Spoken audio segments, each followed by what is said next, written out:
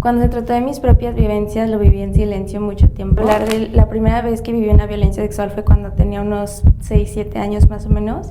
Y la primera vez que lo pude decir en voz alta hacia alguien y contar lo que pasó fue hasta mis 18 años, de que yo estaba muy alcoholizada y bajo esa inconsciencia en la que estaba fue que viví una violación. Decirle que bueno, es que tal vez en parte fue mi culpa, que ahora tienes que sentir el sufrimiento, demuestra que te dolió. Me da paz el reconocer y saber que es normal y que es esperable. No que esté bien que haya sucedido, pero el que yo la tenga no significa que haya algo malo conmigo. Bueno, al menos en mí estaba esta parte de decir, ¿por qué si mis papás sí me hablaron de eso? ¿Por qué si... Sí, o sea, porque si yo tenía como todas las herramientas, pues pasa, ¿no? Es decir, como que yo no me voy a dejar, ¿no? O sea, cuando salí de ahí dije, no fui la que se fue a la primera. ¡Hey! Hola a todos. Ella soy yo y mi nombre es Regina Salazar, pero estamos en confianza, así que díganme Re. Sean bienvenidos al podcast de Improvisando Adolescencia.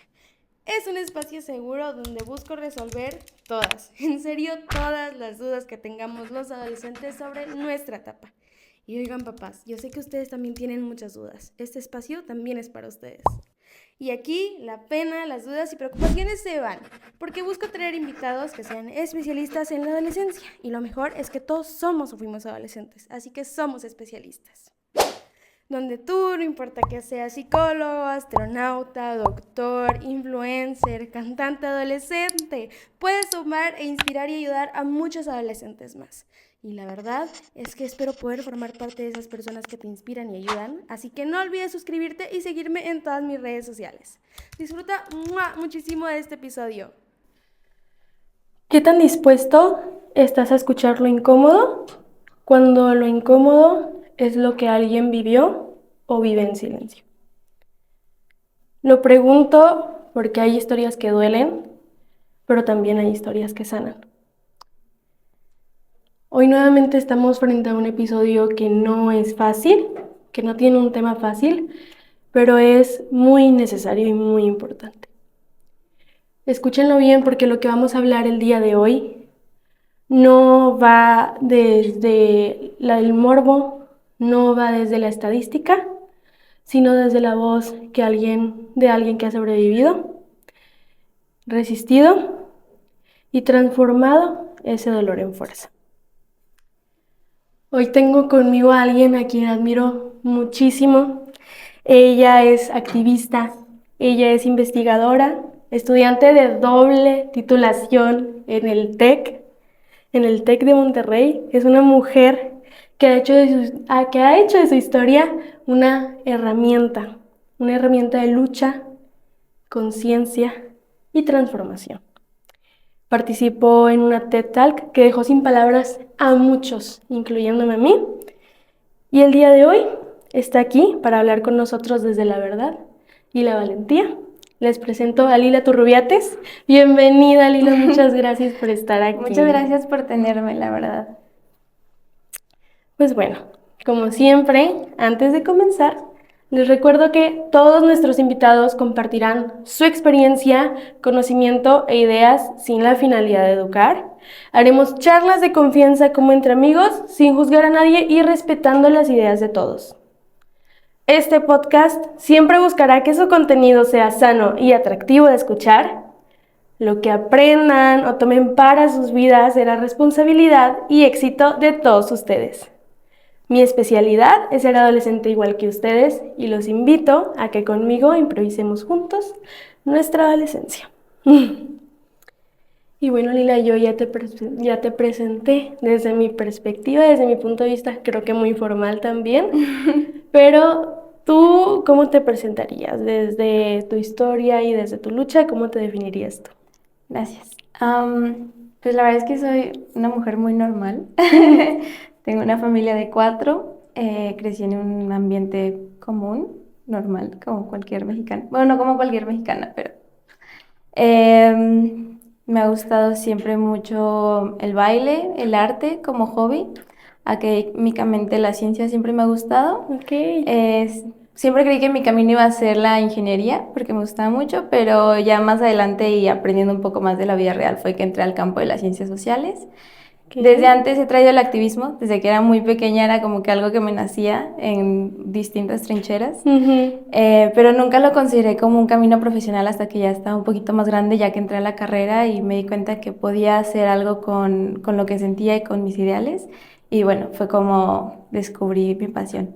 Ok, qué bonito. Y pues yo obviamente aquí ya lo sé, yo ya te escuché, yo ya tuve la oportunidad de escucharte en esa plática, pero yo quisiera que nos platicaras a todos qué te motivó a entrar en esta parte del activismo, en los temas de género, en la sexualidad y la violencia. Platícanos un poquito de tu historia. Ok, como te comentaba, el activismo es algo que siempre estuvo en mí. La verdad es que no puedo recordar. He vivido ciertas cosas que me han hecho entender más a profundidad el cómo son ciertas vivencias, el cómo se experimenta, el cómo se siente estar del lado de quien lo vive. Pero no diría que fue eso lo que me llevó al activismo, realmente desde antes de siquiera estar consciente de estos conceptos. No sé, cuando era muy chiquita, que a veces veo videos de cuando me grababan de pequeña y como que de repente salgo cosas de que digo, ay, como que desde ahí ya traía el activismo. Ujú. También siempre defendí mucho de los animales, como por 10 años, no comí carne, o sea, Ok. no sé, como que siempre ha estado en mí el tema de defender a las personas, de defender a los animales, defender la vida, etcétera. No sé de dónde salió, tal vez no sea así, tal vez fue algo de mi infancia que no tengo tan consciente. Ujú. Pero pues sí, siempre lo tuve, siempre sentí una responsabilidad social ante todos, desde secundaria, prepa, universidad, siempre estuve involucrada en muchos tipos de proyectos. Y fue más en preparatoria cuando empezó a prenderme más la chispa del tema de género, porque fue por redes sociales que empecé a ver, no sé si tú recuerdas cuando empezaron a verse virales los videos de las marchas del 8 de Sí. marzo. Cuando empecé a ver esos videos fue como que la primera vez que empecé a ser más consciente del tema del feminismo y el tema de las vivencias colectivas en torno a la violencia de género, en torno a la violencia sexual. Y creo que ahí fue el momento cuando realmente como que me empezó a despertar una curiosidad y también como una impotencia de que quiero hacer algo y quiero aportar algún cambio. Y Ujú. bueno, desde ahí pues ya no he parado.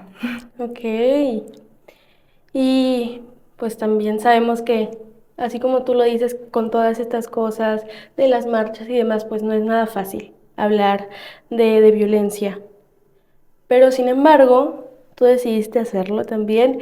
Y no solamente hacerlo, sino que decidiste hacerlo en voz alta. Alzaste la voz, ¿no? Frente a una cámara, frente a muchas personas, arriba de un escenario, y pues desde tu experiencia como sobreviviente, que así es como tú lo manejas. Pero ¿cuál crees que fue ese momento? O sea, qué fue lo que te impulsa a romper el silencio? Ok, esta es una historia un poco larga, voy a intentar resumirla, pero la verdad es que yo, a pesar de que he sido como que disruptiva en este tema del activismo, cuando se trató de mis propias vivencias lo viví en silencio mucho tiempo. La primera vez que me atreví a hablar de la primera vez que viví una violencia sexual fue cuando tenía unos 6 7 años más o menos. Y la primera vez que lo pude decir en voz alta hacia alguien y contar lo que pasó fue hasta mis 18 años, fue a mi mamá. Después de ahí únicamente lo manejaba con mi psicóloga y de Ujú. ese espacio no salía. Después tal vez se lo conté a quien era mi pareja en ese momento, como que lo mantenía muy secreto. Sí. Porque a pesar de todo yo sentía como que era algo como que va a incomodar, me va a incomodar a mí, a ti, mejor no le cuento a nadie y Ujú. no sé, lo trataba así. La segunda vez que viví una violencia fue ya un poco más adolescente, como a mis 18 19 años, con mi pareja de ese momento. Y tampoco le dije a nadie porque en ese momento era mi pareja y ya se trataba más de un tema de que pues no le iba a cortar, entonces no quería pues manchar su nombre, no quería Ujú. humillarme a mí, o bueno, así lo sentía en ese momento, entonces también no le conté a nadie, no dije nada. Eh, Viví una tercera agresión y a partir de ahí fue cuando mi vida cambió y fue cuando le di un giro, porque cuando viví esa vez me dio una impotencia de decir, por qué me pasa de nuevo? Ujú. No quiero tener que experimentar esto de nuevo, no entiendo qué está pasando, no entiendo por qué vivo esto. Como que yo sentía que tenía un target en mi espalda que me hacía Ujú. vivirlo, ¿no? Constantemente. Después de eso, fue cuando empecé a involucrarme en el acompañamiento, empezar a acompañar a otras personas que hayan vivido violencias sexuales o otro tipo de violencias. Y las escuchaba, simplemente mi trabajo es escuchar y si quieres que te ayude a llevar procesos, denuncias, etcétera, te acompaño en todo ese proceso.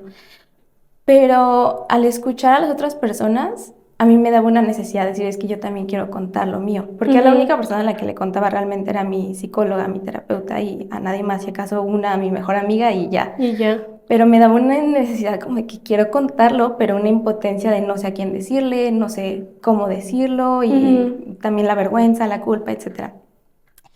Y después tuve una amiga que es periodista y estaba haciendo su tesis y ella sabía que yo estaba involucrada en temas de género, de acompañamiento, entonces me pidió entrevistarme para platicar de mi trayectoria como acompañante, como activista.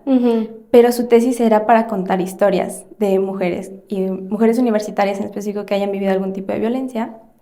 Entonces le di la entrevista, pero en el transcurso de la plática simplemente empecé a platicar más bien mis historias, porque ya tenía como que esta urgencia de decir quiero contarle a alguien. Y a ella fue la primera vez a la que y no somos tan cercanas, era como una conocida realmente, pero se sintió un espacio seguro, como que dije, ok, hay un propósito de mi historia, va a ser una publicación en la que otras personas pueden aprender, escucharme, también sabía que más mujeres iban a compartir su historia, se sintió un espacio cómodo. Y le conté toda mi historia, fue la primera vez que en voz alta, de que fue como una catarsis. También fue un momento de abrir los ojos y darme cuenta que es todo lo que había vivido y todo el daño que traía cargando y que no quería enfrentar. Y a pesar de que fue un momento también muy doloroso, fue muy liberador. Se sintió como quitarme 10 kilos de la espalda.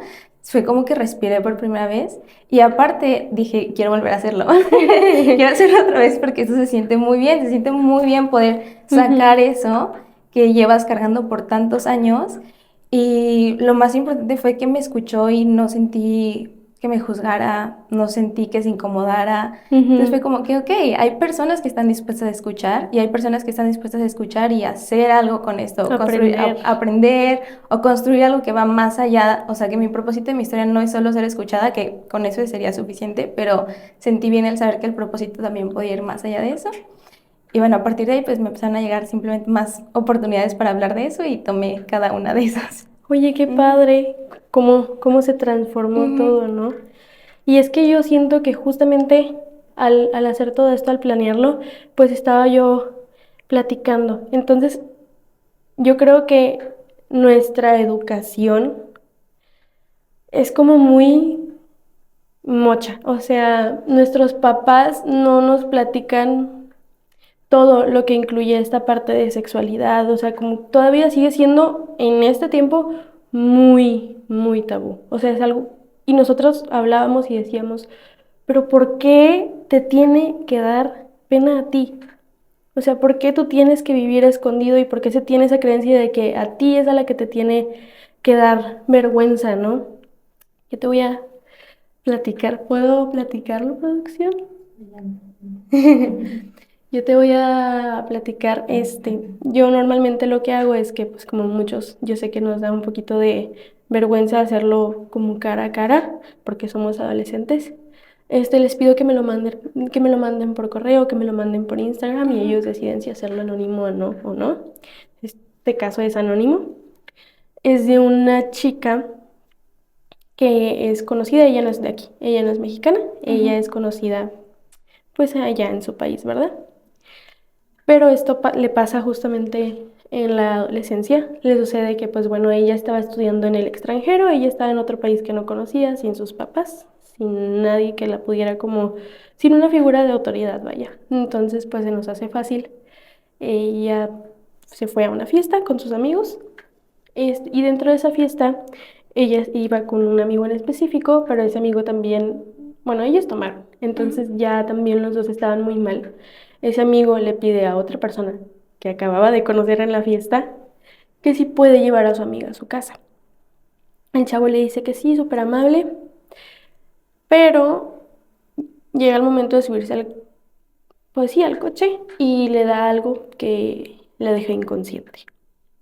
Entonces sí llega a su casa, pero se despierta, no recuerda absolutamente nada ni de cómo llegó, quién fue quien la trajo, no recuerda nada de lo que pasó, pero pues estaba llena de moretones y llena de muchas cosas, ¿no? Entonces al momento de ir a denunciar, pues claro que la policía le dice de que, ay, pues estabas tú de fiesta, ¿no?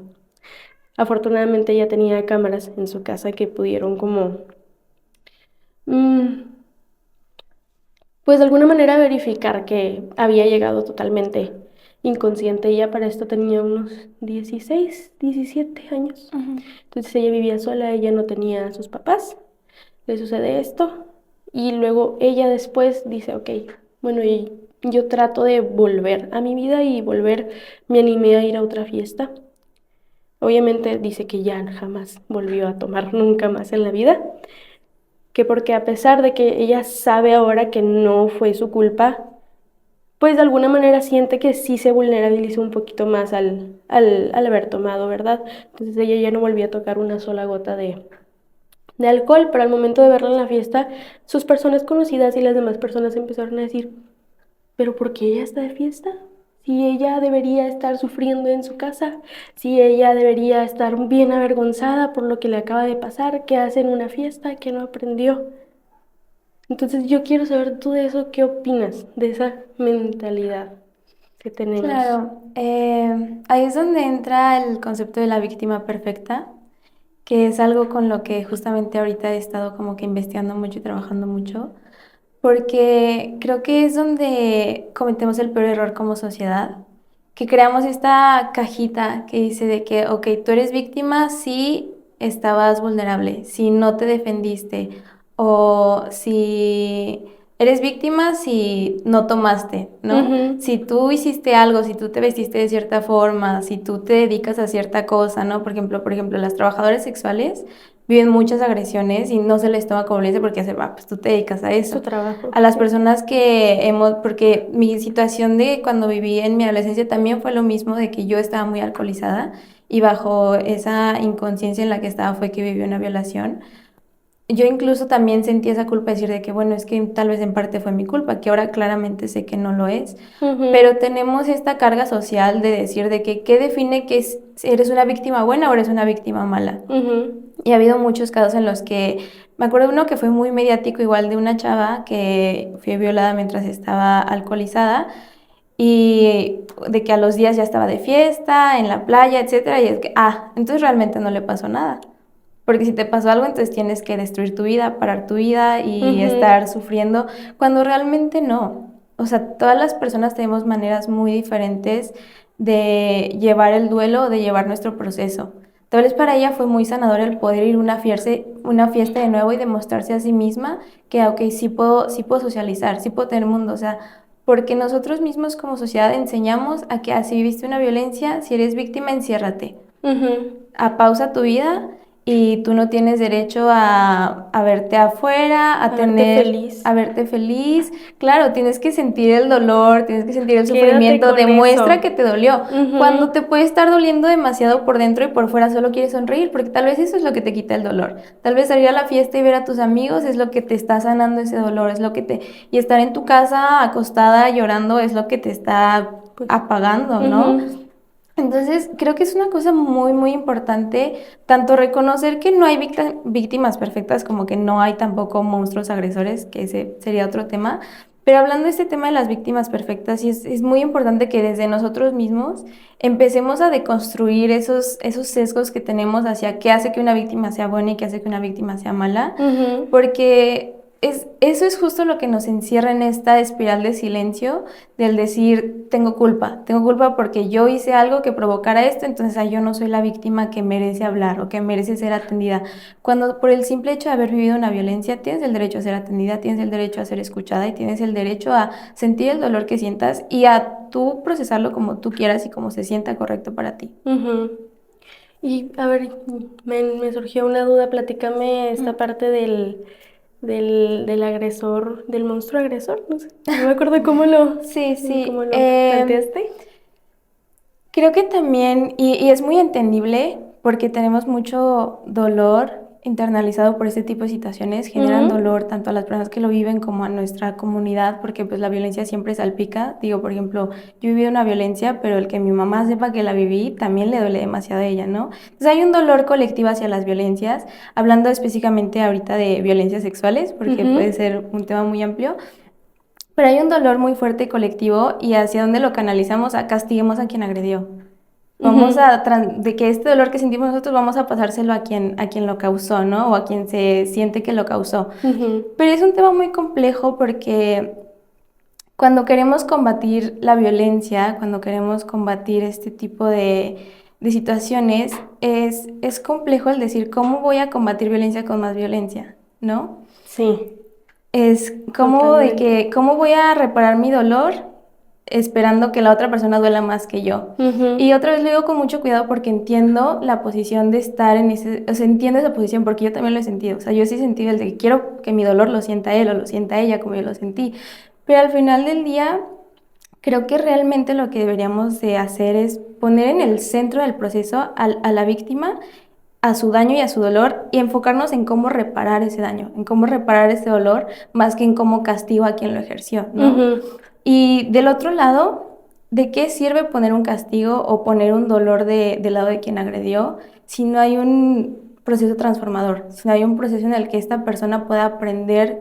Porque muchas veces, y no es por justificar ni deslindar, pero es entender que personas que agreden muchas veces viene desde la ignorancia también, de que no sabemos, y hablando de otra vez de que no se nos habla sobre sexualidad en todo su espectro.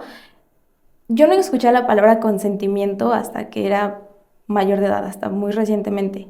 En preparatoria, en secundaria, cuando empieza una ya formación sobre sexualidad, se te habla sobre todo lo atómico, pero no se te habla sobre el consentimiento, no se te habla sobre el placer, no se te habla sobre todo el espectro de qué es tener una relación sexual sana. Entonces muchos hombres y mujeres también crecen sin el concepto de qué está bien, qué está mal, y no que eso justifique lo que hacen, pero nos explica de dónde viene esta ignorancia y a veces acciones que dicen, es que yo pensé que ella sí quería, que no, o sea, es nuestra responsabilidad social también informarnos y saber cuándo es un no y cuándo es un sí.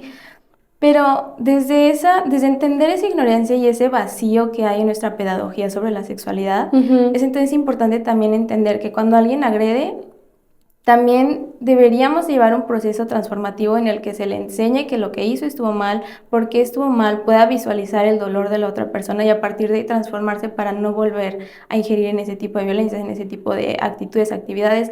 O sea, ir más allá del punitivismo, porque el punitivismo lo único que hace es, pues te paso mi dolor a ti, ¿no? Castigar, aislar a quien hizo el daño. Pero entonces, ¿en dónde queda el centro del dolor de la persona, el daño de la persona? ¿Cómo restauramos eso?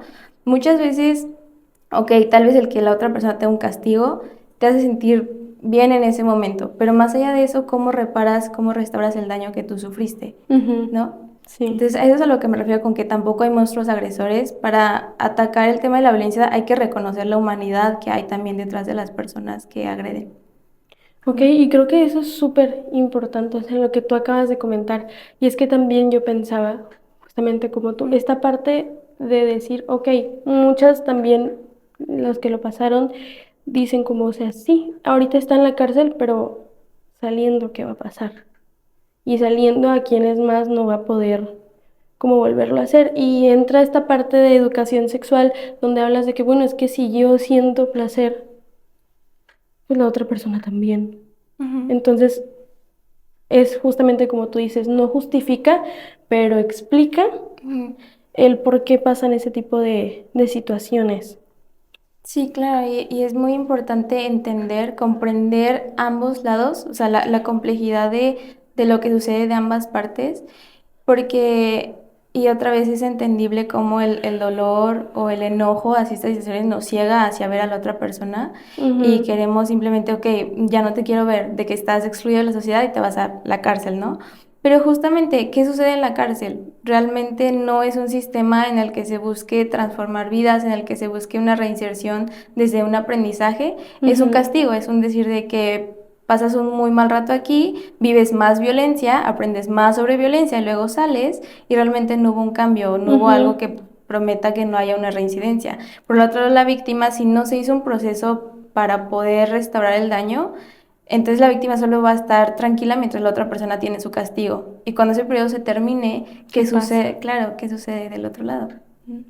Ok, y bueno, es que justamente esta experiencia de esta seguidora yo te la comentaba porque la tengo guardada desde hace meses. Y obviamente yo prometí pues traerle una respuesta en cuanto pudiera y pues llegaste tú, ¿verdad? Te vi a ti. Pero justamente me hablaba de que no sé qué hacer, no sé cómo sentirme, entonces no sé por qué me siento así, porque además siento que tengo miedo y yo traté de tomar ese miedo para pues convertirlo en algo mejor, pero ahora resulta que no puedo convertirlo en algo mejor. Entonces yo te quisiera preguntar a ti, ¿qué miedo crees qué miedos crees que te acompañaron en ese entonces y de dónde tomas esta fuerza para salir adelante? Pues es algo que mencioné también en mi charla, porque es algo que me marcó mucho y que llevo conmigo todos los días para recordarme que no está mal el seguir sintiendo dolor y el seguir sintiendo miedo. Cuando vives una violencia sexual se abre como una herida, es como si te cortaran y puede ser muy profunda o no profunda, pero al final del día es una herida que con el tiempo y con procesos como puede ser, para mí me ayudó demasiado la terapia. Fui primero con una psicóloga que no era muy experta en el tema, entonces la verdad no me ayudó. Mm, Después fui con una sexóloga que de hecho ahí fue cuando mi proceso avanzó demasiado y me ayudó muchísimo. Y para empezar es algo que no es generalizado, no hay una receta de paso A, paso B, paso C, o sea, para nada, es un proceso totalmente individual y especial para cada persona, para sus tiempos, para su contexto, para su personalidad, o sea, yo tuve el privilegio de poder pagar una psicóloga, hay personas que no tienen ese privilegio, yo tuve el privilegio de poder estar en un entorno en el que pues en mi carrera se hablan de estos temas, aquí en el TEC tengo círculos en los que tratamos este tipo de violencias, tengo colectivos a los que me puedo acercar, también depende mucho del contexto en el que te desarrolles y es muy importante reconocer que cada quien es muy diferente en ese aspecto. ujú, Pero el tema es que todas esas herramientas que tenemos a nuestro alrededor te van ayudando a sanar esa herida que al final cicatriza, ¿no? Y muchas veces creemos que ok, va a pasar el tiempo y ya se me va a olvidar.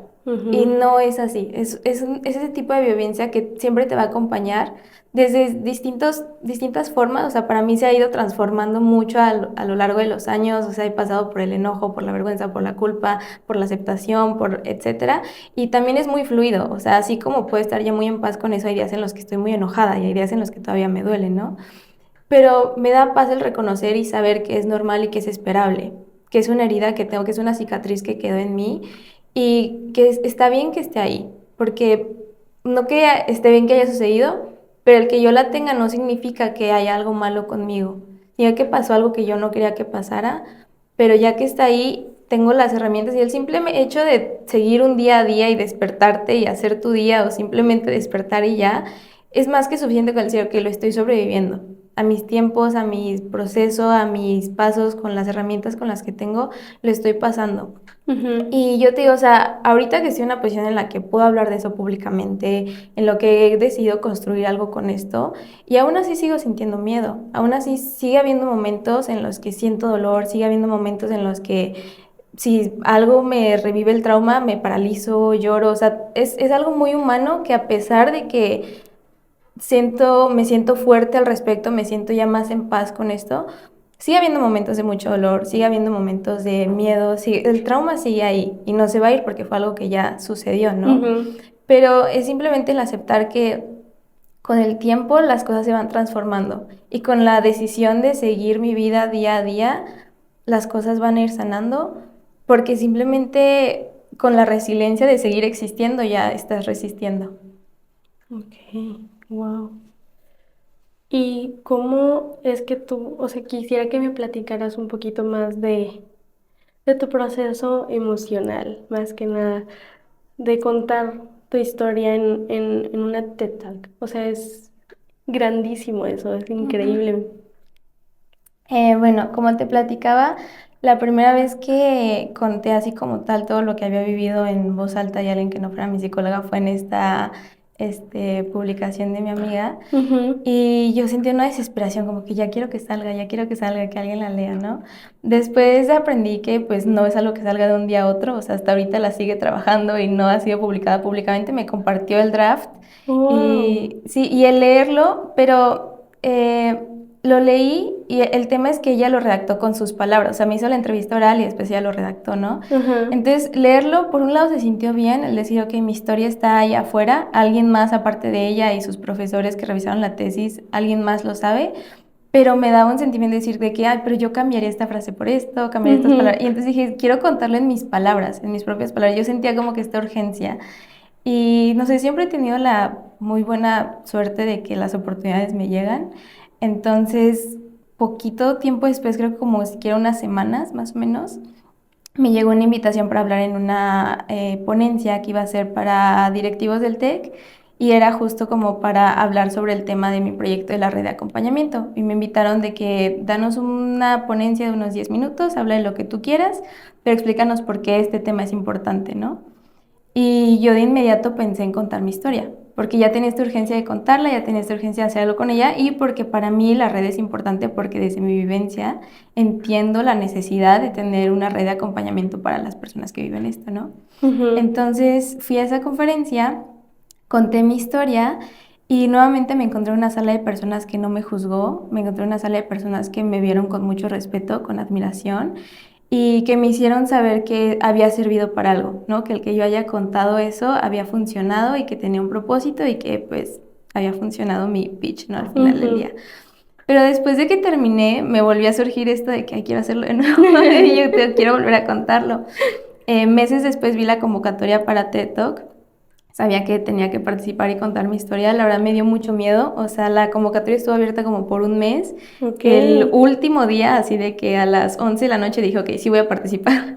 Wow. Claro, sí, o sea, me daba mucho miedo porque decía, ok, ya es una... Es diferente, ¿no? Ya no es Sí. una sala de 50 personas, ahora no sé cuántos cientos de personas vayan a ser, pero bueno, me aventé, lo hice, pasé por las distintas audiciones, o sea, este proceso para llegar a hacer la TED que empezó desde septiembre del año pasado. Wow. Sí, entonces de que hubo varias audiciones y hubo varios cambios a mi charla Ajá. y fue un proceso, o sea, tú pensarías que ya desde que apliqué ya tenía esto sanado, pero no, o sea, yo cada que salía de la audición me iba al baño y lloraba porque era, cada que lo contaba era una catarsis de decir de que, ok, ahora quiero hacer esto diferente, ahora quiero agregar esto, ahora quiero contar, ahora sí quiero decir sus nombres, ahora sí quiero decir tal vez estos detalles que no dije antes, etcétera. La verdad es que esos meses fue un proceso intensivo casi de sanación porque tenía una fecha límite de, ok, para este día quiero llegar y pararme bien y lograr hacerlo sin llorar y todo, Lista. ¿no? Entonces Ajá. tenía como que esa deadline y en vez de causarme ansiedad, fue como que un proceso de que cada día que lo repasaba, cada día que editaba mi charla, etcétera, Ujú. era un día más de sanación, era un día de entender más mi propia historia. Cada que le decía me entendía un poco más a mí misma y eso era increíble, el poder comprender, porque justo como lo decía tu amiga, crea confusión. O sea, el trauma lo que crea es una situación borrosa en la que no entiendes. No entiendes por qué pasó, no entiendes cómo te sientes, por qué te sientes así. Es muy confuso y el poder escuchar tu historia y repetirla una y tantas veces te ayuda a entenderte a ti misma, te ayuda a entender tus sentimientos, lo que quieres Ujú. decir, etcétera. Entonces, pues sí, fue un proceso larguísimo de todos los días ir sanando una cosa nueva, ir transformando, ir entendiendo y hasta el día que llegó la charla, para mí lo más poderoso que dije en ese momento personalmente fue el poder decir que los perdonaba y eso no estaba planeado hasta que estaba en el camerino. O Ok. sea, sí, eso no estaba dentro de mis planes hasta que estaba en el camerino antes de salir dije, realmente en ese punto sí lo siento y en ese punto quiero decirlo.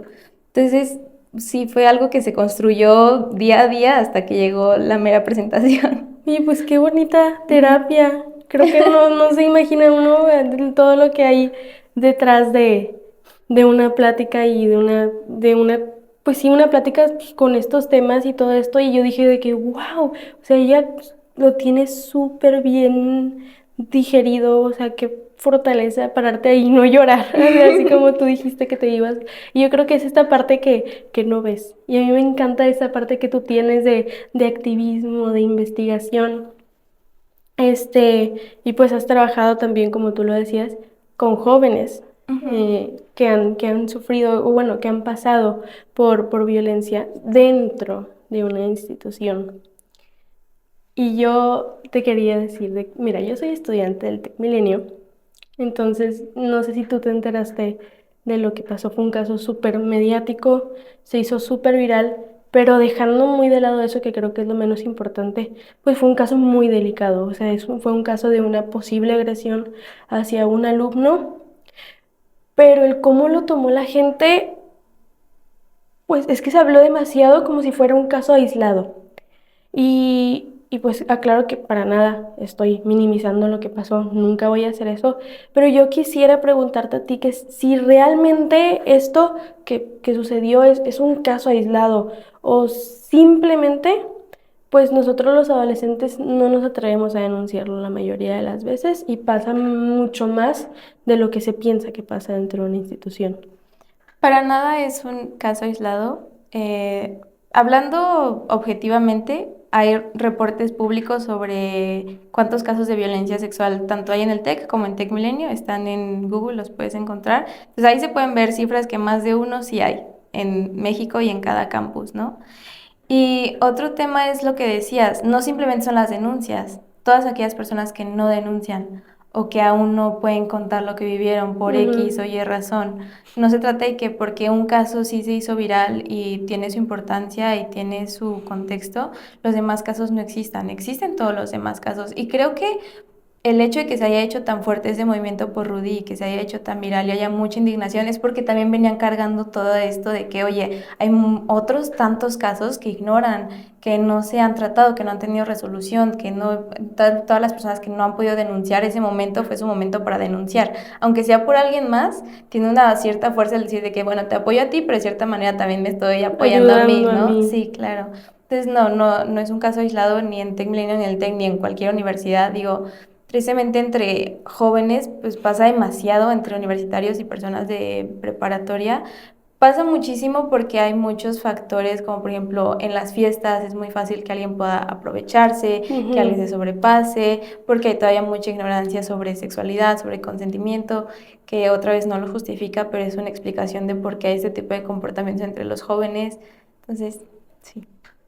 ¿Y tú qué has aprendido de violencia sexual? O sea, ¿qué más te ha nutrido dentro de tu labor aquí en el TEC de Monterrey? Como tal, el acompañar a las personas. O sea, para mí ha sido increíble el poder escuchar a otras personas y poder acompañarlas en su proceso. Ujú. Realmente creo que la fuerza que me ha llevado a estar a donde estoy es de todas las personas que me han acompañado y que me han rodeado, aunque no lo sepan explícitamente, aunque no supieran que me estaban ayudando a mí en ese momento, el poder escuchar a alguien más, como que estar del lado protector, estar del lado que Ujú. acompaña me ayudó muchísimo a poder agarrar fuerza para mí misma, el poder sentir como que, mira, si puedo ayudar a alguien más, también me puedo ayudar a mí misma y poder aprender, o sea, decir de que, ok, yo puedo entender el cómo es vivir violencia desde mi situación, desde mis contextos, desde las veces que yo lo viví, Ujú. pero entenderlo en todos otros contextos, porque obviamente cada caso es súper diferente y ninguno es, puede que tengan cositas parecidas a lo que yo viví, pero son muy diferentes. Entonces, poder entender cada historia y poder comprender distintos contextos me ha ayudado también a formar mucho más mis conocimientos, etcétera. Y bueno, aparte de eso ya más formal, pues también me han proporcionado capacitaciones, talleres sobre justo estos temas de sexualidad, violencias, primeros auxilios, acompañamientos, todo eso. Entonces Ujú. ya también tener tantas capacitaciones, pues me ha ayudado mucho y también el tema de la investigación, que he tenido la oportunidad de participar en proyectos que no tienen que ver como tal con violencia sexual, pero con otros tipos de violencias, pues me ayudan a tener una comprensión más compleja de todos estos fenómenos. Ok. Y a mí me llamó mucho la atención de tu plática justamente, pero yo quisiera también que nos platicaras qué papel juega el concepto de víctima dentro Ujú. en tu historia. Sí, justo yo quise hacer mi plática que tratara sobre la sobrevivencia, porque tener este esta etiqueta como de víctima trae consigo un peso de decir de que eres, no sé, tal vez eres débil. Porque ser víctima es el momento en el que vives la violencia, ¿no? Y el momento en el que vives la violencia no se te arrebata tu agencia, la posibilidad de poder decidir tú sobre tu cuerpo. Alguien más en ese momento decide y alguien más en ese momento tiene la agencia sobre lo que está sucediendo, ¿no? Te Ajá. sientes restringida o sin libertad, vulnerable, etcétera, ¿no? Entonces, en ese momento eres víctima. Después de que sucede, después de que puedes salir de esa situación que te tiene como víctima, el seguir cargando con la etiqueta de víctima desde mi perspectiva, desde lo que he aprendido, es seguir cargando con ese sentimiento de vulnerabilidad, es seguir cargando con el sentimiento de que no tengo total agencia. Ujú. Y bueno, también se puede convertir mucho en justo como que perder el poder de decidir, de seguir adelante, etcétera, y consigo también trae pues estigma social de que señalamiento como, ay, ella es víctima, como es menos, ¿no? Sí. Pero realmente el reconocer que sobrevives como tal, el significado de sobrevivir es vivir más allá de algo. Y estás viviendo más allá de algo muy fuerte que te sucedió, muy doloroso, ¿no? Y el reconocerte como sobreviviente es decir, ok, me pasó algo, fui víctima, porque reconocer sí fui víctima en un momento, pero ahora tengo mi agencia de nuevo, Ujú. tengo mi cuerpo de nuevo, yo puedo decidir el día a día, yo decido qué hago con mi cuerpo, yo decido qué hago con mi sexualidad, yo decido qué hago con lo que sucedió. Entonces sí, por eso quise retomar muy importante justo la diferencia de reconocerse como sobreviviente, porque al reconocerte como sobreviviente recuperas y reclamas tu fuerza y tu agencia. Ok, Ujú. está esa parte súper interesante porque creo que es hoy día lo que sigue pasando mucho y sí, o sea, ahorita que lo dices, sí suena como, pues te minimiza mucho el que te Sí, manejen sí. como víctima. Sí, te pone como en una, si pusiéramos como una jerarquía, es como hay una jerarquía de vulnerable, de que Sí, hay pobrecita, ¿no? Pero pues no, o sea, sí pasó algo, pero no pobrecita, porque viví más allá de eso, porque esa ajá, historia no me define y porque estoy no, ajá, aquí. claro. Ok. ¿Y tú sabes si dentro de, bueno, sí en general, existe como este protocolo en las instituciones para denunciar? O sea, ¿tú lo pudieras compartir cómo funciona? Sí, en el TEC de Monterrey y en el TEC Milenio existe lo que es el CRDH, que es el Centro del Reconocimiento de la Dignidad Humana. Ajá. Es la instancia dentro de la institución en donde se puede denunciar. El alcance que tienes dentro de la institución, o sea, no es una denuncia formal, no es como ir a una denuncia de fiscalía, las consecuencias son solo institucionales, o sea, lo máximo puede ser que te expulsen como tal, Ok. pero básicamente el protocolo es identificar cuál es el CRDH de tu campus, todos los Ujú. campus tienen uno, y acercarte. Y ahí mismo se hace primero una escucha donde cuentas de que, oye, me pasó esto.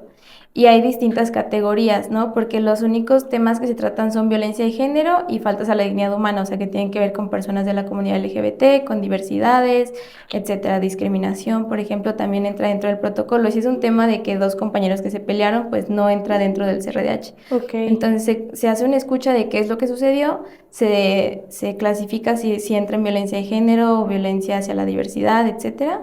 Y ya después de eso es cuando empieza el protocolo, se hace una audiencia. Bueno, primero se notifica a ambas partes, se Ujú. notifica tanto a la persona que quiere hacer la denuncia como que para iniciar el protocolo, se le notifica a la persona a quien se está denunciando, pero se hace anónimo. O Ok. sea, le dicen a José, no sé, José, tienes un protocolo activo, pero no se le dice quién denunció, no se le dice por qué, para poder proteger a la persona que denuncia. O sea, este proceso es completamente anónimo. Anónimo. Y si hay el caso de que esta persona, quien agredió, pueda adivinar o diga que yo sé quién denunció, existe una norma en la que durante todo el proceso, esta persona, quien agrede, no se puede acercar a la persona que denuncia, Ujú. porque si no, pues hay consecuencias y etcétera, ¿no? Entonces se le notifica también que en ningún momento se puede acercar a cualquier persona que él crea que haya sido quien lo denunció.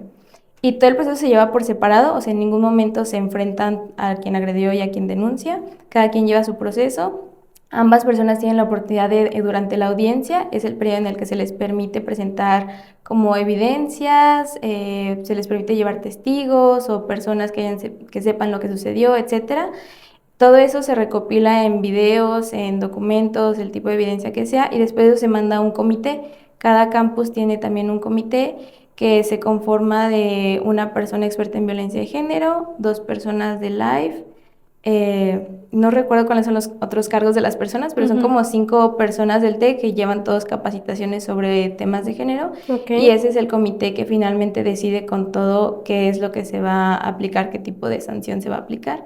Y pues van desde aplicar de que un aviso para que no reincida, cursos, hasta la expulsión definitiva o desvinculación de la institución. Ok. Bueno, tú ya mencionaste muchos errores, bueno, algunos errores que tú crees que se siguen cometiendo, pero ¿cuáles agregarías? O sea, ¿qué más errores tú crees que seguimos cometiendo nosotros como sociedad al tratar de hablar de estos temas? Creo que lo principal es estar dispuesto a escuchar, como que dejar de clasificarlo como algo tabú.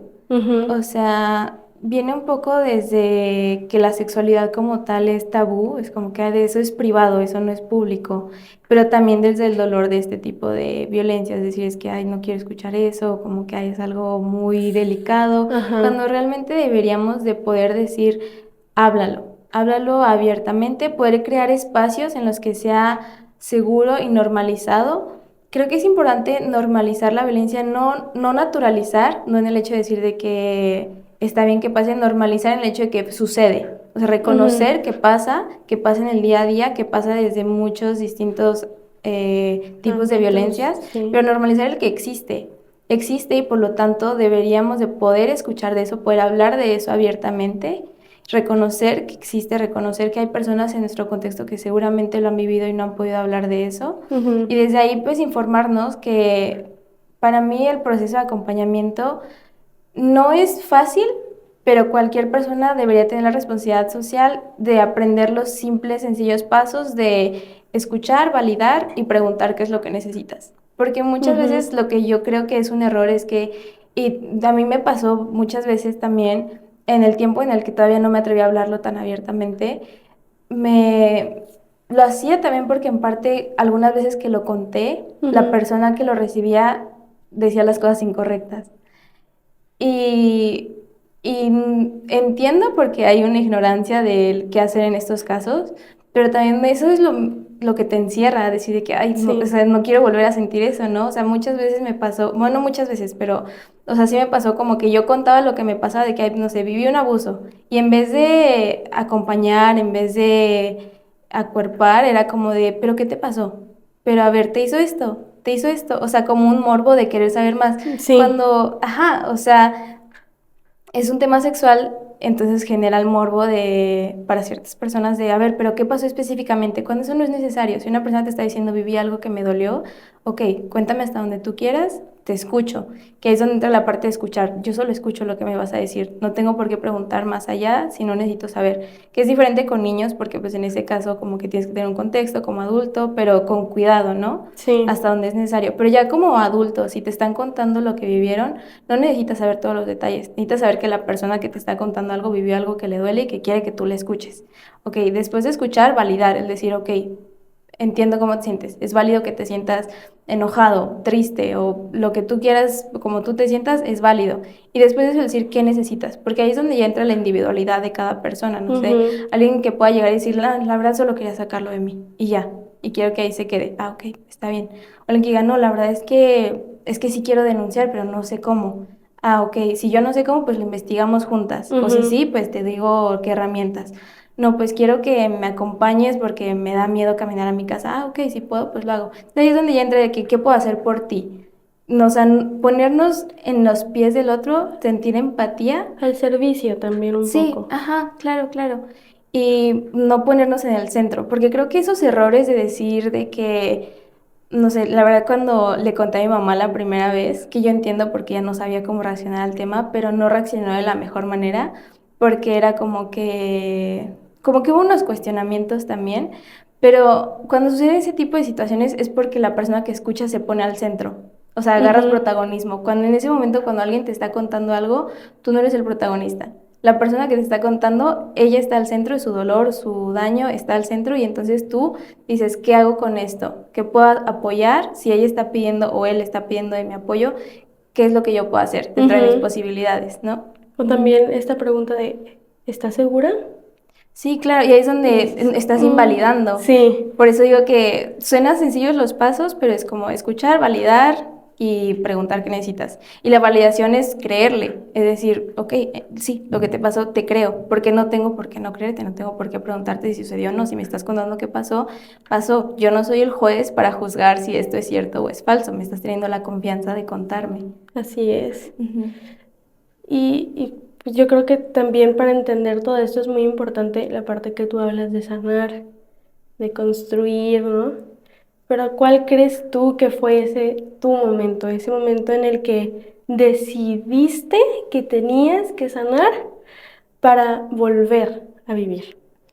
Fue poco después de la última agresión que viví, porque en ese corto periodo, fueron unos cuantos meses, hubo muchos cambios en mi vida muy drásticos que no esperaba, pero también fue un abrir de ojos para mí del decir, no, no quiero volver a vivir esto. O sea, como que había estado consciente pues ya por muchos años las violencias que había vivido.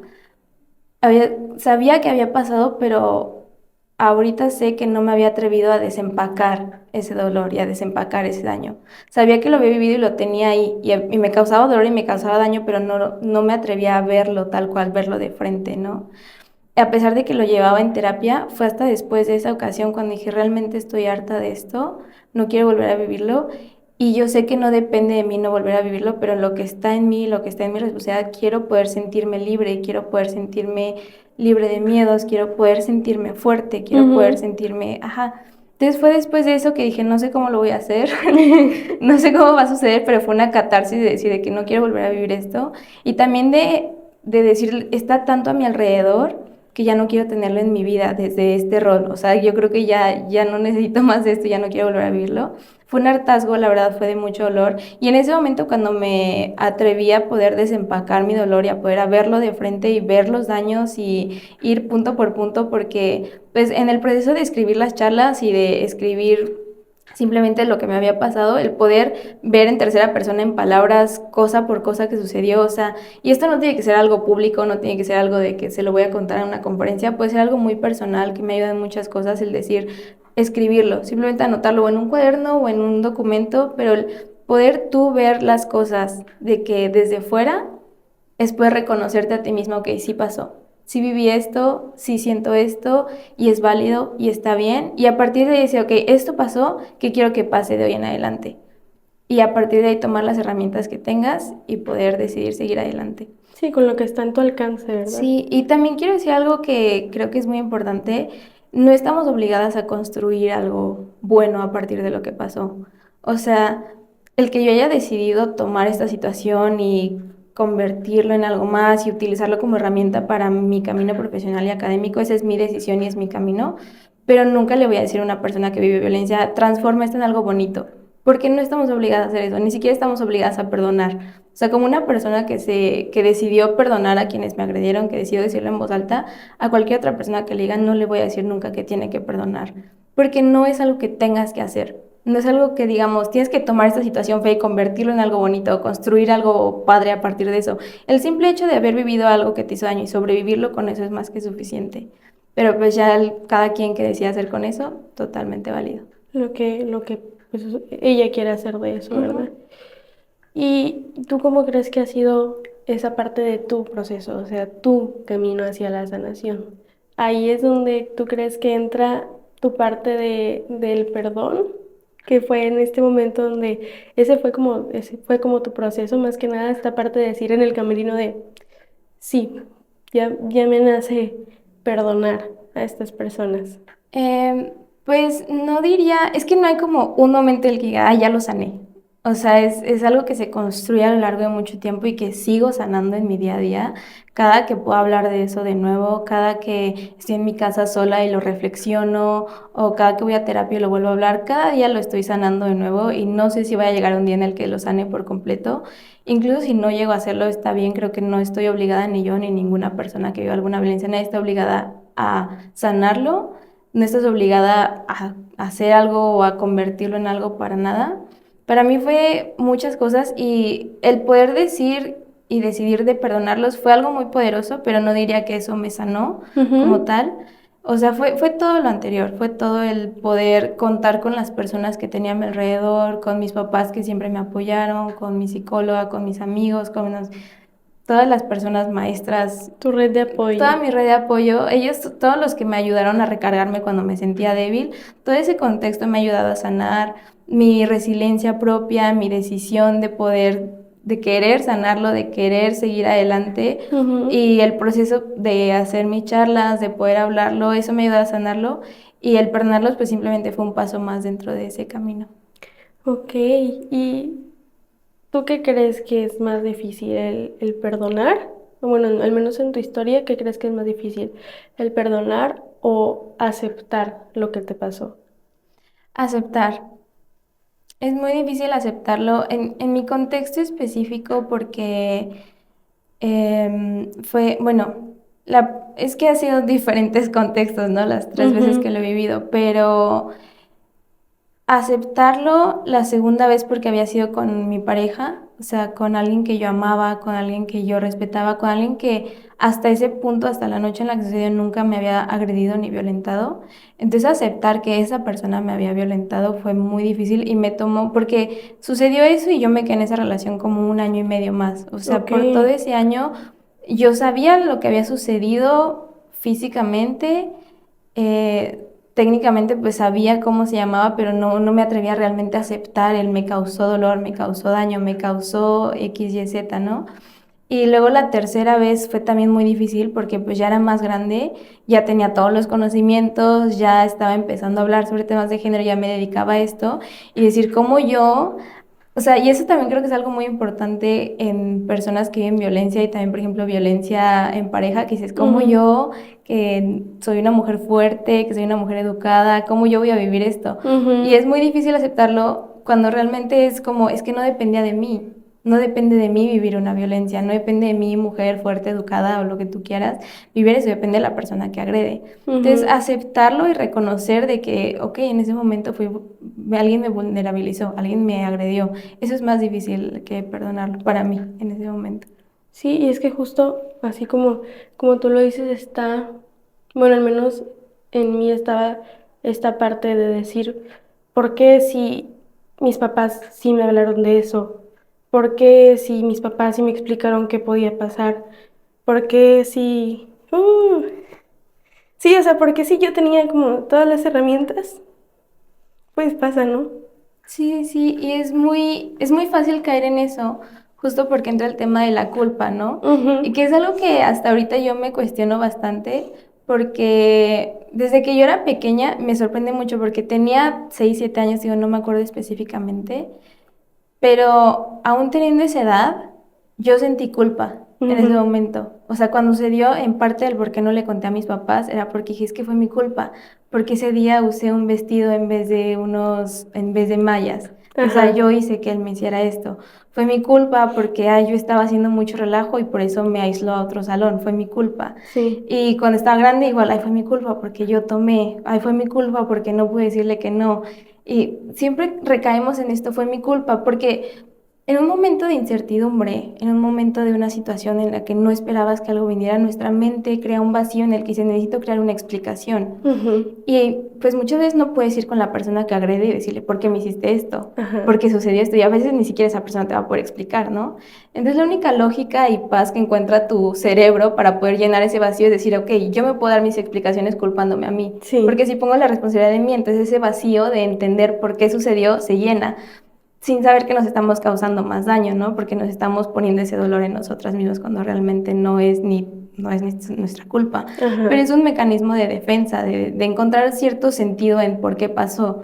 Pero también crea muchas dudas, como decir, ¿por qué? O sea, ¿por qué me pasó a mí si yo sí me podía defender, ¿no? Que Ajá. muchas veces también sucede, y es lo que a mí me pasó, que a pesar de que ya era grande, que a pesar de que sé defensa personal, etcétera, en ese momento te paralizas, en ese momento te da miedo, no te defiendes, no dices que no por X o Y, Z, por el miedo. Y entonces después cuando sucede, después de que sucede es como, pero ¿por qué? Si yo sí me podía defender, si yo sí podía Ajá. X o Y, Z, pero yo creo que una respuesta natural sin embargo que nos crea dolor a nosotras mismas. Y yo creo que no lo entiendes hasta que lo vives. O sea, yo creo que incluso antes es decir como que yo no me voy a dejar, ¿no? O sea, muchos de los que han pasado también es yo no me voy a dejar. Y yo sí le voy a decir que no. Y yo sí esto. Pero justo en el momento es como que, ¿qué hago? ¿No? Sí, sí, sí, sí. Y yo lo veo que pasa demasiado en violencia doméstica. Cuando ves a una mujer que su novio le pega o que su esposo le pega y dices, ay, ¿por qué no te vas? ¿Por qué no lo Ujú. dejas? Pero es como, es que tú no estás ahí dentro. Y yo también lo entendí hasta que dije, o sea, yo cuando tuve a mi pareja éramos feministas y las dos íbamos a la marcha y las dos íbamos a temas de conversatorios sobre género, etcétera. Entonces yo Ujú. decía como que yo soy la mujer que si alguien me hace algo me voy a salir a la primera. Y Ajá. no, cuando fue esa agresión no la dejé, ni siquiera pensé en dejarlo. Cuando hubo más agresiones no la dejé tampoco. Cuando terminamos fue por temas totalmente no relacionados a violencia. Ok. Pero cuando salí de ahí dije, ah, no fui la que se fue a la primera. Y entonces ahí fue cuando también es un poco de humildad el decir de que, ok, ahora entiendes que es mucho más complejo que, ay, me pegaste y ya me voy. Y ya me O sea, voy. hay algo muy complejo que se involucra más cuando se trata de relaciones. Ujú. ¿Y cuál es esa verdad que te costó mucho aceptar, pero tú crees que ahora es la que te sostiene de alguna forma? Mm, creo que esto es muy específico para mí, pero algo muy difícil fue que después de vivir estas agresiones y también después de analizar toda mi historia de cómo me había relacionado con otras personas sexoafectivamente, Ujú. me di cuenta que yo había naturalizado mucho la violencia en mis relaciones. Y no entendía por qué, porque decía, pues crecí en un ambiente sano, mis papás nunca me agredieron, en la escuela no viví bullying, como que yo decía, no entendía de dónde venía, Ujú. pero tuve que aceptar, después de decir estoy harta de vivir esto y reconocer, no depende de mí vivir violencia, sino de quien agrede, pero también en mi historia específica, reconocer la responsabilidad que yo tenía de que de cierta forma yo estaba permitiéndome permanecer en círculos de violencia. Ujú.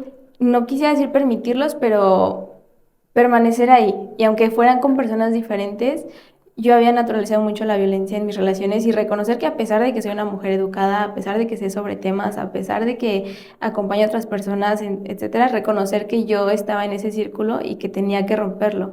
Y al punto en el que decidí romperlo, pues también fue cuando mi vida cambió demasiado, pero sí fue muy difícil reconocer mi responsabilidad propia en romper mis patrones, en romper mis círculos y en cuidar de mí misma y en sanarme.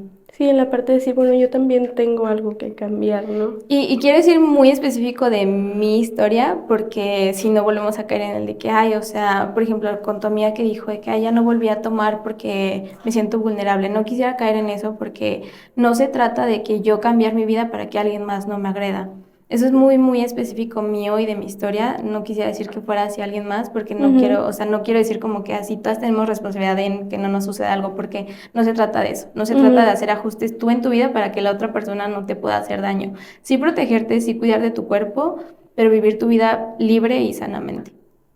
Ok, y tú, Lila, ¿qué le dirías a aquellos adolescentes que aún no se sienten listos para hablar? Creo que está bien, que es un proceso totalmente individual, que no tienes que poder hablarlo de inmediato. Cada quien tiene su tiempo, cada quien tiene su proceso. No te voy a decir que vayas y lo digas de inmediato. Si no te sientes listo, la verdad es que va a llegar un momento en el que vas a decir, quiero decírselo a alguien, puedes buscar a tu persona más segura, puedes buscar con quien te sientas cómodo, alguien en donde digas, "Este es un espacio seguro para hablar", puede ser tus papás, una amiga, un maestro, o un extraño. A veces un extraño es un espacio seguro porque sabes que no te conoce o que no te va a Ujú. juzgar.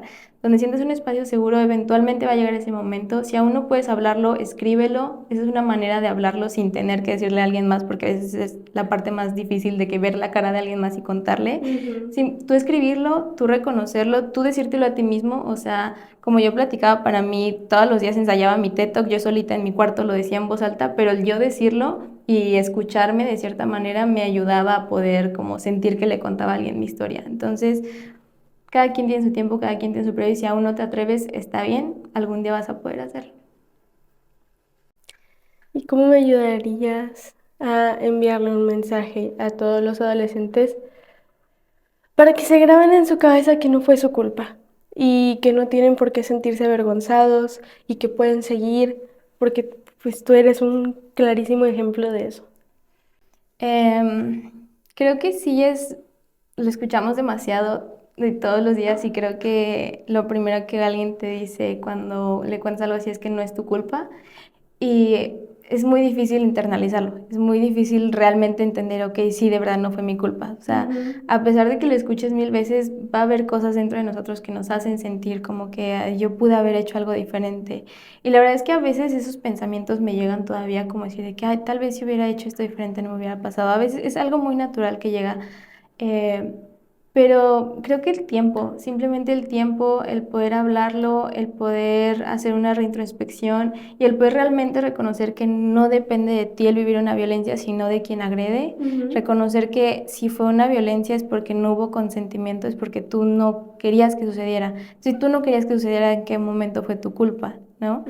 Fue la persona que no respetó ese no consentimiento. Entonces simplemente reconocer eso, repetírselo y cuando llegan esos pensamientos intrusivos, dejarlos pasar y decir, ok, ya, no fue mi culpa, no dependía de mí, yo no causé que esto sucediera, yo no quería que esto pasara. Si tú quisieras sembrar una semillita en los adolescentes que escuchan este podcast, ¿cuál sería? Creo que es muy importante ser muy conscientes tanto de la violencia que vivimos, que es lo que estamos haciendo, pero también de la violencia que ejercemos, que es lo que hablaba. Es nuestra responsabilidad informarnos sobre qué es el consentimiento. Porque muchas veces podemos decir de que, ay, me dijo que sí, pero estaba borracha. Eso no es consentimiento. Me dijo que sí después de decirme que no 4 veces. Eso no es consentimiento tampoco. Entonces muchas veces decimos, es un sí y un no, pero realmente lo único que es consentimiento es cuando es un sí entusiasta. Cualquier otra cosa, bajo coerción, cuando no estás totalmente consciente, bajo duda, cualquier otra cosa que no sea un sí entusiasta es un no y eso es un no consentimiento. Más allá del consentimiento, informarse sobre cómo son relaciones sexuales sanas, informarse sobre que tal vez puedo reconocer si le estoy haciendo daño, si le estoy causando incomodidad, informarnos sobre las violencias que potencialmente podemos ejercer para no ejercerlas. Y a las personas que han vivido violencia, pues saber que hay un mañana, saber que hay un más allá, saber que la vida sigue, que podemos tener un día mejor, que podemos volver a ser felices, a pesar de tener heridas, a pesar de tener cicatrices. No nos definen, son parte de nuestra historia, son parte del camino, pero no son nuestro camino completo. ¿Y a los papás? ¿Tú qué les dirías? Y a los papás les diría hablar sobre sexualidad, poder hablar en toda su complejidad. Por ejemplo, en mi casa se habló de sexualidad desde que éramos pequeñas, desde que éramos pequeños, anatómicamente, como que se hablaba sobre tus partes se llaman de esta manera, estos son los nombres correctos, esto es como nacen los bebés, etcétera, ¿no? Y yo me acuerdo, por ejemplo, cuando yo viví esa violencia, yo sabía lo que era una violación, pero no sabía lo que era un abuso, como no me violó el maestro. Entonces yo decía, entonces no sé qué es lo que me hizo, no sé qué es lo que pasó. Y esa confusión de, es que no sé cómo nombrarlo, entonces cómo le voy a contar a alguien porque no sé qué pasó. Entonces yo diría a los papás informarse sobre cómo hablar abiertamente sobre todo el espectro de lo que es la sexualidad, no solo anatómicamente, no solo las cosas más importantes como la violación, sino todos los temas de abuso, todo el espectro que hay en medio, también sobre qué es el placer, qué es el consentimiento, tener una apertura a la sexualidad en casa, porque también hablar de eso involucra tener un espacio seguro en el que si algo te pasó puedes venir y contarme porque no te da pena hablar sobre tu sexualidad, hablar sobre algo que allá afuera tal vez es tabú, pero en casa puedes hacerlo. Entonces yo creo que para los papás es justo abrir un espacio, hacer un espacio de confianza y reiterarle a tus hijos, puedes contarme lo que sea, puedes contarme lo que haya sucedido, está bien, te voy a escuchar. Y si llegan a escuchar algo así, si no saben qué decir, simplemente dar un abrazo. Y si saben qué decir, pues informarse y aprender. Ok, muchas gracias Lila por ser tan valiente. Gracias por no callarte y pues, no dejar esta historia para ti, todos tus aprendizajes, sino pues para todos los que alguna vez pues fuimos o están siendo silenciados, ¿no? Muchas gracias por invitarme, Regina. Me gustó mucho estar aquí.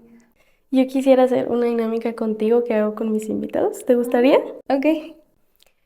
Yo quisiera que me dijeras qué le dirías a tu yo adolescente que pueda servirnos también a todos. ¿Qué le dirías si la tuvieras enfrente? Le daría un abrazo, primero que todo. En mi adolescencia temprana, la verdad es que fue el momento más oscuro para mí, porque fue cuando viví el trauma de cuando era pequeña, lo bloqueé como que por muchos años en mi infancia, y en mi adolescencia fue cuando revivió con toda esta revoltura de emociones, de las cosas nuevas que estás viviendo. Entonces la verdad me pegó muy feo. Sí, viví una etapa de depresión, ansiedad, autolesión, problemas alimenticios, me golpeé demasiado. Y entonces, la verdad es que lo único que quería hacer era darle un abrazo y decirle que todo va a estar bien, que el tiempo va a pasar. Tal vez la mandaría a terapia desde ahí. Tal vez también le ayudaría un poquito con eso. Sí. Y Lila, ¿qué sigue en tu camino como activista, como persona? ¿Qué tienes planeado? Pues ahorita me encanta poder seguir teniendo oportunidades como estas, espacios en los que pueda utilizar mi voz, utilizar plataformas que me compartan o que yo pueda crear para poder hablar sobre lo que me importa, para poder hablar de temas incómodos, que creo que es lo que a mí se me hace más importante, hablar de esos temas que no se hablan, poner ahí la semillita, crear dudas en otras personas en vez de resolverlas, porque no voy a poder resolver todo, tampoco soy experta, digo, apenas soy un estudiante que está empezando aquí, pero al menos sembrar esas dudas que después espero se creen en alguna conciencia entre todos para poder estar conscientes sobre qué violencias vivimos, qué violencias ejercemos, y con estas dos herramientas, solo así juntos podríamos crear una sociedad más pacífica, más justa. Así es. Y pues quiero decirte que si tú estás pasando por algo similar o conoces a alguien que lo esté pasando, pues quiero que sepas que no estás solo, no estás sola. Y que escuchar, aunque a veces incomode, como lo decíamos, también es una forma de cambiar el mundo. De verdad, gracias. Muchísimas gracias, Lila, por estar aquí, por compartir tu historia y por inspirarnos y ayudarnos a muchos con tu mensaje. Muchísimas gracias. Y quisiera completar la presentación extensa que te hice al principio y pues que tal vez me faltaron muchas cosas, estoy segura. Pues ahora también llamarte amiga. Así que muchas gracias, Claro. de verdad. Aprecio muchísimo que estés aquí y el tiempo que pudiste compartirnos un ratito. Y a mí me encanta que me hayas proporcionado tu plataforma, me gusta mucho el proyecto que tienes, hablarle a las adolescencias, creo que es algo que hace falta justo para estas personas que estamos en un periodo en el que estás como que perdido entre confusión, entre Sí. todo lo que está pasando, entre que toda tu vida y tu cuerpo está cambiando. Me encanta que hayas creado esta plataforma, también habla muchísimo de ti, de tu valentía y de tu trabajo duro, entonces yo también la admiración es totalmente mutua. Ay, muchísimas gracias, Lila. Y pues nada, ella es Lila Torrubiates, yo soy Regina Salazar. Y recuerda que justo tú eres lo que le hace falta al mundo. Ámate así y nos vemos en un próximo episodio. Adiós. Listo.